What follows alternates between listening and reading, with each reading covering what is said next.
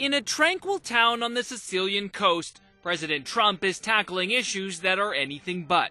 Trump is in Sicily for meetings with G7 leaders looking to take on Russian aggression, fight ISIS abroad, and prevent terror at home, an especially pressing issue after Monday's attack in Manchester, England. President Trump is also talking tough on North Korea. It's a big problem, it's a world problem, and it will be solved at some point.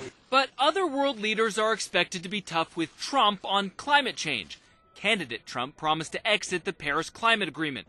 A final decision, he says, will be made after his trip wraps up. The meeting comes a day after Trump made headlines for scolding NATO members for falling short on defense spending. NATO members must finally contribute their fair share and meet their financial obligations. The president also weighed in unprompted on domestic politics, a special election in Montana that made headlines after the Republican candidate was accused of body slamming a reporter the day before the vote.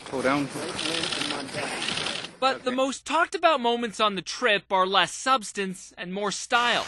Prolonged handshake with the newly minted French president Emmanuel Macron and the shove seen round the world. President Trump appearing to push the Prime Minister of Montenegro out of the way.